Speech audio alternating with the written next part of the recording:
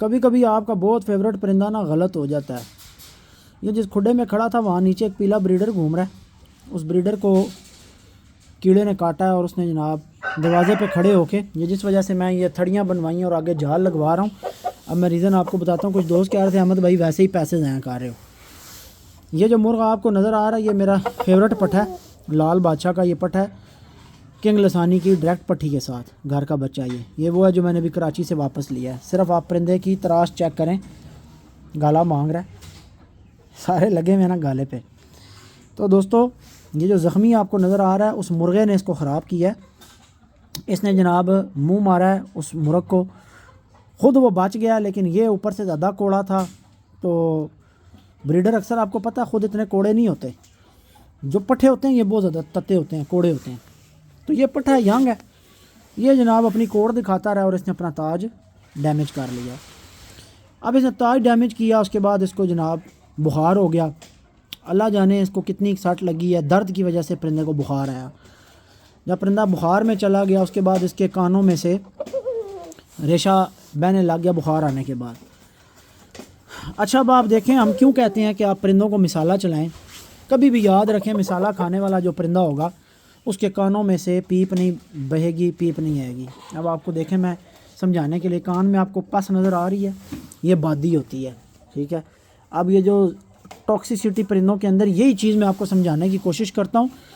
हमने परिंदे के अंदर ज़ीरो टॉक्सिसिटी रखनी है। हमने परिंदे के अंदर चूचा है, परिंदा है, उसकी ज़िंदगी को सक्सेसफुल करने के लिए, ज़्यादा नताइज बेहतर लेने के लिए, ज़्यादा मस्त और चुस्त रखने के लिए हमें परिंदे के अंदर से सिर्फ़ और सिर्फ टॉक्सिसिटी को रिमूव करना होता है। यानी जो जहरीला मवाद अंदर इकट्ठा होता है, टॉक्सिन्स इकट्ठे होते हैं दाने की सूरत, या बेसिकली हम जो गंदम या बाजरा भी डाल रहे होते हैं इसके अंदर भी मीठे की मिकदार होती है। और अगर इनके अंदर से बादीपन मारने के लिए आप कुछ नहीं करेंगे तो ये किसी न किसी सूरत में नज़र आएगा। यहाँ जॉइंट्स में आ सकता है, मुंह में छाले बन सकते हैं, आ सकता है, दुम पे गंद इकट्ठा हो सकता है, कानों में से पस बह सकती है, मुंह के अंदर रेशा बन सकता है, स्मेल आ सकती है। बहुत सारे तरीके हैं जिनसे बादी अपना आप शो कर सकती है, ठीक है, जिसको जहरबाद आप कहते हैं। अब ये लगा हुआ खुराक पे, तो ये खुराक मांग रहा है, गाला देता ने, अच्छा खा लिया, वैसे ही शोधियाँ मार रहा है। तो फिर इसको बुखार की डोज लगाई दोस्तों, नारोबियान पेंसिलिन मिक्स करके टीका लगाया, 1 cc 1.5 cc और साथ आधी गोली पैनाडोल, आधी एरिनेक, आधी फ्लैजल, एक कैप्सूल मॉक्सल 250 mg। एक डोज के बाद परिंदा बुखार से निकल गया, बिल्कुल फ्रेश हो गया। कानों की पस भी आज बेहतर है। उसकी वजह यह है कि इसके पानी के अंदर एसिडिफाइड कॉपर सल्फेट चला दिया है, ठीक है जी। अब होता यह है कि परिंदों के अंदर बाज़ दफ़ा आपको ये भी बता दूं, अमोनिया गैस की वजह से भी टॉक्सिसिटी प्रोड्यूस होती है और उसको निकालने का तरीका ये होता है कि अब हर चीज़ की किस्में हैं। अब टॉक्सिसिटी की भी इकसाम है। कुछ इकसाम के अंदर हम जो है वो डिटॉक्स पाउडर का यूज़ करते हैं, उसका कावा बना के चलाते हैं, कुछ ऐसी इकसाम है। और कुछ ऐसे मसाइल हैं जिनकी जड़ को पकड़ते हैं, जब मसला देखते हैं तो उसमें हमें कुछ ज़्यादा तेज़ काम करने पड़ते हैं, जैसे कि एसिडिफाइड कॉपर सल्फेट, नीले तोते को सिरके के अंदर डिप करके रखना। 50 ग्राम नीला तोता ले लेना, 300 ml सिरका लेके उसमें डिप करके 24 घंटे तक रखना है पाउडर करके, और फिर उसमें से 1-1 cc आप वो सिरका लेके 1 लीटर पानी में 5 दिन तक कोर्स करवाएंगे तो परिंदे के अंदर से टॉक्सिसिटी ख़त्म हो जाती है।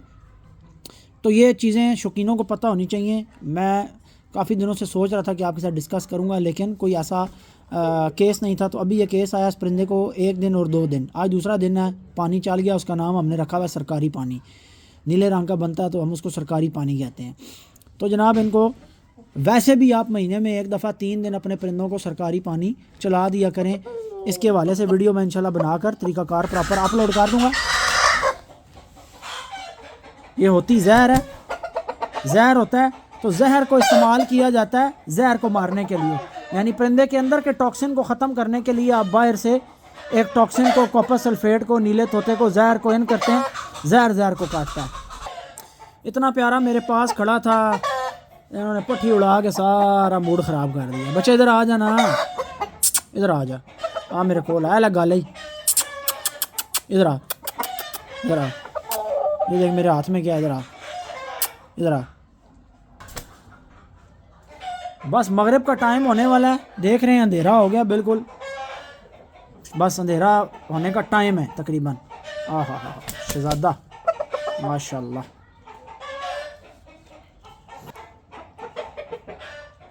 अल्लाह ज़िंदगी दे।